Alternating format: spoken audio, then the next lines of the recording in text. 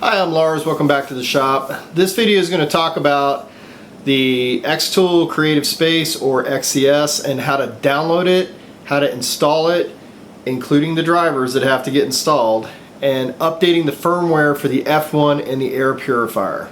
So first thing we need to do to get the XCS or the xTool Creative Space installed is we need to go to xTool, and I'll put this link in the description below, but it's xtool.com/pages/software.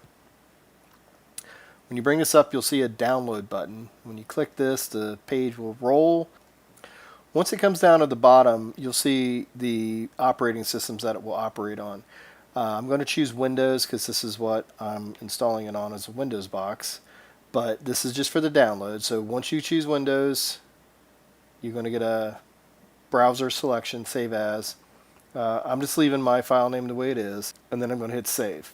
Once this is finished downloading, we will come back and we will get it installed. Okay, so we're going to install the software for the xTool F1 here on my laptop, but we're going to need the xTool to attach to the laptop to make any updates to any firmware updates for it. So let's turn this guy around. I'm going to go this way. And I'm going to zoom in on the back a little bit, down here at the bottom, so you can see what's going on. So this is the exhaust port. It's got a pretty decent fan in it. I don't know how many CFM it pushes, but it seems to push a lot of air. You've got an on-off switch. You've got the jack for the power. The next plug is a reserve port. That's the USB. You have another USB port that goes to the air purifier, and then you've got the key, the software key. On this side of it, which would be the left side, there is a emergency stop switch. You push it into emergency stop, and then you turn it to release it. On the right side of it, there's a button that you dial. This is a dial, and there's a button on it. The dialing is to it's to focus in your lasers. There's also an emergency stop. They don't mention this in the manual at all, but I believe that's the emergency, the stop in case you need to stop your burn, because you can't do it from the software. The top port here is for your attachments. The bottom port is to connect to your computer. So we'll turn this completely back around like this so we can see it. And now let's get to the software install. To install the software, you just need to go to where the executable is, where you've downloaded it to, and then double click on it. Once the software starts to load up, you're going to get a security warning. You're going to hit run.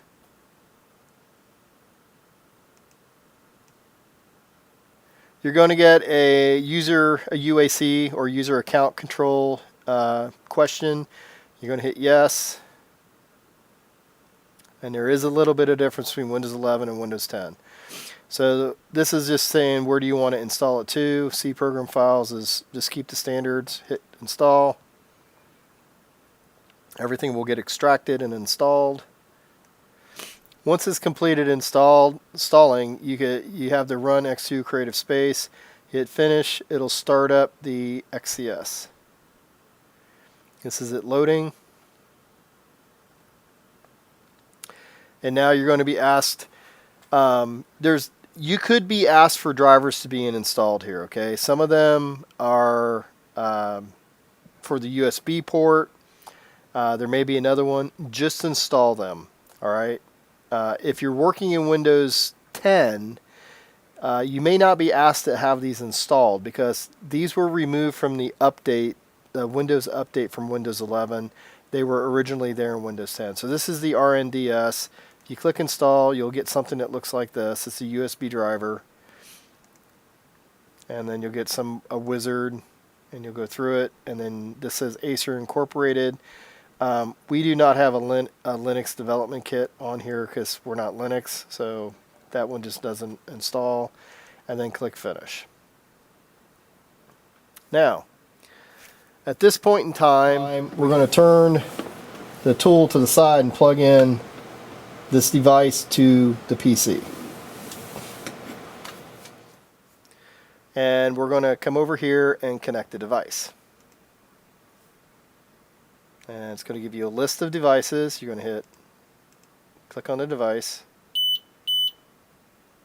And then the machine will go beep beep a couple times. And it tells you, hey, it's loaded. Also, at this point in time, if there are any firmware updates, it could start downloading and installing firmware updates.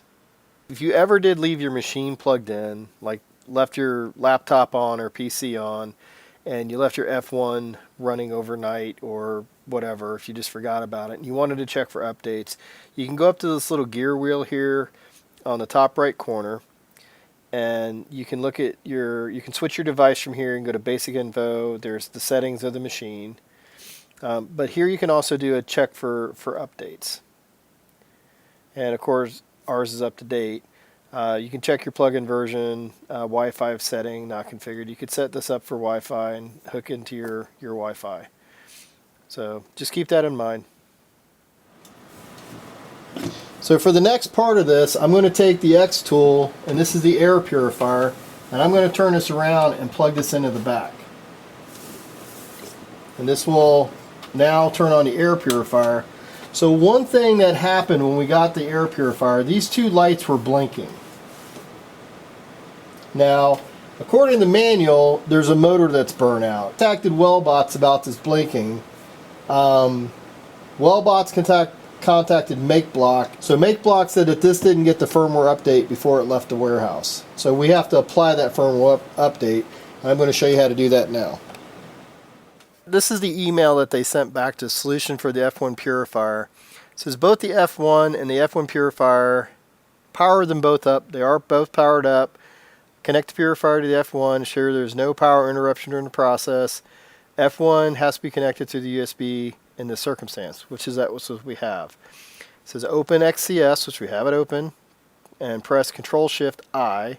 So here's ctrl+shift+i. Again. So this is a web application running locally on the machine. And then go to the console tab, which we are here, and then there's a prompt at the bottom. And input in the box, enter the following code, and press enter. So this is what it says to do. So I'm going to highlight all this stuff here. It's just a bunch of, looks like some JavaScript and HTML mix. I'm going to go down here, I'm going to paste it, and then enter. And we get an undefined.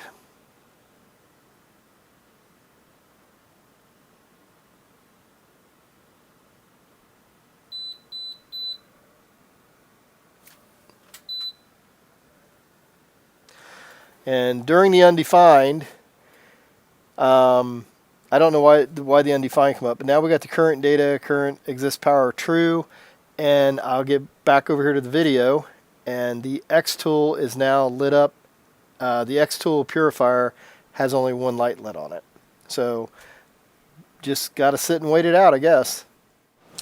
Alright, so I don't know if you heard it when I was recording on the laptop, but this thing made a beep, beep, beep, and then it paused, and then did another beep, and then both lights went out, and then this one lit back up. So let's see, I'm going to press the button in the middle to see if the fan turns on and the motor works. Those are the pitch of the beep. So it is running. So it sounds like that solved the problem. Hopefully it'll work. So as you can see, the purifier is sucking air and blowing air, so looks like, you know, we're done good. Now, for everyone that's kind of curious about this looks like it just took this URL to this port, this IP address and port, and actually pulled down a file, and then it did an upgrade to wherever it put it at, to the bin, and ran it, and then it just kind of executed it. I'm not sure about the undefined, but being that I am a software architect and a software developer, the undefined just mainly means that something here did not get set. So don't worry about it. It's not that big of a deal. It could just be console error being put out, or a console log with the xhr.responseText. May just be this was never set. All right, maybe it didn't get set when they downloaded the information. So don't worry about that. Zero data, current is 00 exists true, power state is off, message is success. I think we're good to go. So you may have noticed when we were filming this that the USB cable connected to the laptop from the F1 was this one here. It's blue. All right. This is one that we bought. It's 6 foot long. I got them off of Amazon. I just like to be able to move my laptop around and not have everything so close to each other. It gives me an area to write stuff down, put stock down if you're going to be using it or whatnot. The one that comes with it is a black one. This is it right here. It has a USB-C and a USB. This is a regular extension cord.